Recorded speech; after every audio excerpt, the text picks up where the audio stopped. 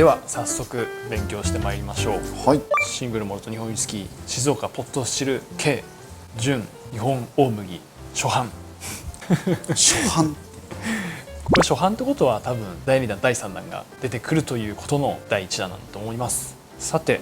日本大麦だけを使ったかつポットスチル K で作ったシングルモルトが今回の商品になります。気になりますね。どんな味なのか。はい、全部オール国産ってことになるんですか？オール国産です。おお、はい、ただ補足しとくと酵母とかそういうところは輸入しているものを使っている可能性はあります。ちょっとまあ商品の説明に入っていく前に会社の説明ですね。そうですね。はい。静岡蒸留所っていうことですから当然静岡にある会社なんですけれども、ガイアフロー株式会社っていう会社が運営してます。ガイアフロー株式会社っていうのがウイスキー作りだけじゃなくてウイスキーの販売もやってるっていうのはご存知ですか？輸入販売。はい。あ、ご存知です。一応は、はい。どういう商品を扱ってるとかって知ってます？アムルット。インド。はい。はい。とかブラックアダー。ブラックアダーとか、結構その熱いところのウイスキーをなんか結構よく取り扱ってるような印象がありますね。インドのアムルット蒸留所のウイスキーの取り扱いっていうのはまだ日本でも少ないので、ガイアフローが日本国内のかなりのシェアをね占めてるんじゃないかなとは思います。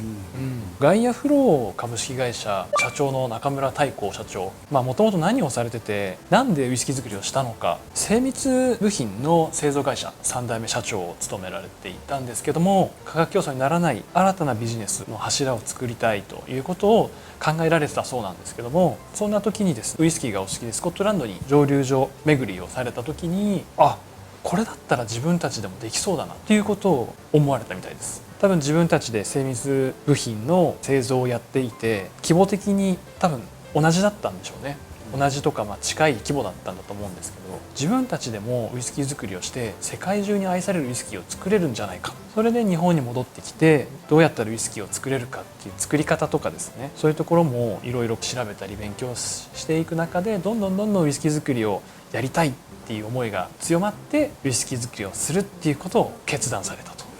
創業したのは2016年です。前回の厚岸蒸留所と同じですね。よく言われるんですね。2016年組クラフトディスティラリーを牽引する静岡蒸留所、厚岸蒸留所、そして紬蒸留所、鴨助蒸留所、この辺がやっぱり2016年から17年のクラフトディスティラリーを牽引していく蒸留所ですよね。本当に初期の頃ですね、ブームが戻ってきた初期の頃に誰かがやっぱ仕掛けるんだなっていうのを本当に今遡って思いますね。静岡の中村社長仕掛けてくれたおかげで我々が今こうやってね商売をさせていただけるっていう。そうですね。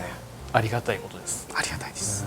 そうやってクラフトディスティラリーが増えたってことは、多少なりともウイスキーに触れる機会が増えた方もいるのかなって思ったりしますね。そうですね。ウイスキーを飲んでみたい方も増えましたし、もっと知りたいっていう好奇心を持ってくださる方もすごく増えましたね。実際に飲み比べて違いを感じた時にウイスキーってこんなに面白いんだっていう風に感じていただくことも増えましたし、実際にこういう美味しいウイスキーを飲んでみた時にウイスキーはこんなに美味しいものなんだっていうことをまず感じていただきたいですね。そうですね。ちょっと前置き長くなっちゃいましたけども、最近長くなりがちですね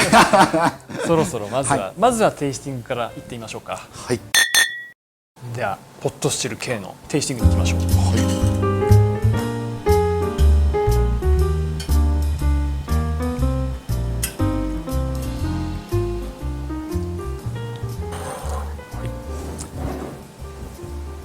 綺麗な色ですね。いや琥珀色は琥珀色、でも今回は100% バーボンダルドミーなので、色は割と薄め、いつも感じるセメダイン酒、静岡特有のセメダイン酒は割と穏やか、でも静岡の特徴的な香り、結構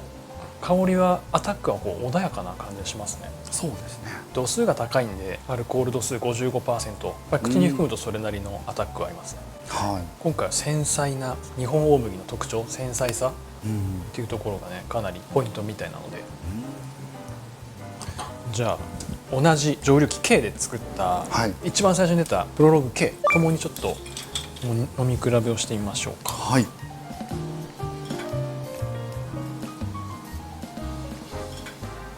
これは多分ピーテッド麦芽も使用しているので味わいは結構違うと思うんですけど、ポットスチル K が作る原酒の味わいっていうんですかね、特徴はい、少し確かめられたらいいな。どちらも 55%、まあそもそもの話ですけど、ポットスチル K おさらいしておきましょうか。おさらいしておきましょうか。昔あったメルシャン軽井沢蒸留所のオークションに出された蒸留機 K 落札したのがガイアフローだったってことですね。はい、それを回収してで今も使ってるっていうのがポットスチル K ですね。はい、もう伝説のポットスチルって言われてますね。ネックがこう細長く伸びてるやつですね。そうですね、ここら辺にちょっと入れときましょう写真。ポットスチル K、はやっぱ全然違いますね。今回のポットスチル系日本大麦はバーボンだけなので落ち着いた感じですごく細やかな繊細な、日本大麦らしさなんでしょうね。これがね結構その話を聞くと日本大麦ってウイスキー用に作られてないので、ビール用だったり違う目的で作られているものをウイスキーで使ってるっていうのが多分現状だとそうだと思うんですね。なかなか扱いが難しかったりアルコールのできる量が違ったりとか、静岡が今回使ってる大麦がどこのエリアで作ってる大麦なのかはちょっと今回公開されてないんですけど、大麦を主に作ってる産地っていうのは日本国内でも結構限られてるみたいです。い、じゃあウイスキーにするように作られている大麦ではない、ないはずなんですよね最初はね、ただ今は静岡県内でも静岡産大麦を作ってるので、もしかしたらそこはウイスキー用に発注している可能性はありますし、もしかしたら品種とかもウイスキーに合うように作ってるのかもしれないです。今現状だとですね、日本産大麦のピーテッド麦芽っていうのは多分日本中のモルティング設備の関係上作れないと思うんですよ。なぜならば自社でモルティングしているのって大手さんしかないので、静岡蒸留所も日本の大麦をウイスキーの材料で使う前に精麦モルティングをするんですけども、そこは外部に外注してってですね、そこでモルティングしてもらってると思うんですけど、そのモルティングの時にそのピーテッドが作れるのかどうかですね。ごめんなさい、僕今ほとんど作れないって言いましたけど、秩父ではやってました。そうですね、精麦糖がありますもんね。フロアモルティングで秩父ザピーテッドは確か秩父でモルティングしてピーテッドを作ってますね。同じようにピーテッド麦芽を日本で作れるモルティング施設があるかどうかですね。今、僕が知る限りだと大手の、モルティング会社に各日本のウイスキー蒸留所が外注してまして、そこで日本のいろんな産地で作った大麦を送ってモルティングして精麦したものを戻してもらうっていうことをしてるので、輸送コストってやっぱ外注コストがあって、それがあるので商品自体が高くなっちゃうんです。自社でモルティング設備を作るとなるとまた数億円の投資になるので、まだそこまで皆さんやりきれてないんだと思うんですね。なるほど。だからおいおいね、静岡蒸留所だったり日本の各蒸留所も自社でモルティング施設を作るっていうのは出てくると思います。じゃあ買って応援しないとですね。そうですね。たくさん飲んで、はい、たくさん買ってどんどん品質が上がっていくと、そういう期待はできますね。いや、ちょっとテイスティング戻りますけど、日本産 100% は多分今回静岡蒸留所が初めてです。僕の知る限りクラフトディスティラリーで日本国産大麦 100% は今まで他の大手メーカーでもなかったんじゃないかなと僕は記憶してます。なのですごく貴重なリリースだと思います。静岡蒸留所は初年度から日本産大麦使っているので、現在も結構それなりの数貯蔵してると思います、だからこれからもどんどん日本産大麦メインの商品が出てくるんじゃないかなと思って楽しみですね。次に期待したいのは樽酒ですかね。ノンピーテッドバーボンダルのみでしたけど、次はなんか違う樽とかもブレンドした商品とかが出てくるとさらに面白いなとかって勝手に期待してます。 K のバーボンダルとシェリーダルのブレンドとか赤ワインダルのブレンドとか、なんかそういうのが出てくるとまた味わいに変化があって面白いですね。じゃあ静岡蒸留所の蒸留所見学の情報についてお伝えしておきたいんですけども、我々も行きましたもんね、1回。あの時のことをちょっとおさらいすると、まずはホームページで予約ですね。今も受け付けてます。毎月メルマガでも来ますけど、何月の見学受付開始しましたみたいなで、そういう情報をキャッチしていただいてホームページから予約をしていただきます。やってるのが月水金見学を受けてまして、参加費用が1100円、安いな安いですね安いですね、結構静岡蒸留所は見学を一生懸命やられてて、テイスティングルームで商品の販売もされてますから、ちょっとそういうね商品販売も一緒にやるっていう意味合いが含まれてるんだと思います。こういった K とかダブルとかそういったのは買えなかったですけど、輸入してるアムルットとかは買えましたもんね、中で。そうですね、アムルット、ブラックアダー、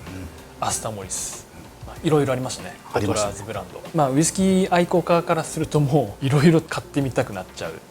ラインナップでしたね。思い出しました。見学の時結構帰り大変でしたよね。帰りのバス停がちょっと遠かったんですよね。そうですね、確かで結構 Google マップ見ながら歩いた記憶ありますね。でも本当に両側大自然に囲まれた場所を歩いていった感じですよね。そうですね、いわゆる奥静って言われるところでしたから、環境が素晴らしく気持ちいい場所でしたね。いやー、そうですね。じゃああとお値段お伝えしたのがですね、はい、日本産大麦のポットスチル K、 こちらがですね値段がこれまでよりもちょっと一気に上がりまして、税込み18,150円、2万円手前、日本産大麦なんでコストはかなりかかってるんだろうということで仕方ないと思います。でこちらバー深海での提供価格が1杯 45ml だと4950円、30ml が3300円で 15ml が1650円、15ml だったらちょっと飲んでみようかなっていうお値段ですね。でせっかくなので K と W と S と、全種飲み比べなんかもしてみたくなっちゃいますね。いやもう全然違いますからね、本当に。いやこんなね蒸留機の違いで味わいが変わるのかっていうのと、あとはやっぱ大麦の違い、そこら辺はぜひね楽しんでいただきたいですね。そうですね。今日はじゃあポットスチル K の純日本大麦、初版やりましたが、こっちでした失礼しました。いかがでしたか？蒸留所の見学に行った時もおっしゃってましたけど、やっぱりいろいろ試してみたいというのがあったので、次何が出てくるんだろうと思ってやっぱワクワクしますね。どの蒸留所も常に我々、飲み手に対してワクワクを与えてくれる。いやウイスキーってすごいっすね。そんなワクワクを与えてくれる次の蒸留所、最近リリースしたところから選ばせていただくと、やっぱこちらですかね。カノスケ2022リミテッドエディション、こちらを次回勉強していきましょう。今日はありがとうございました。ありがとうございました。お疲れ様でした。お疲れ様でした。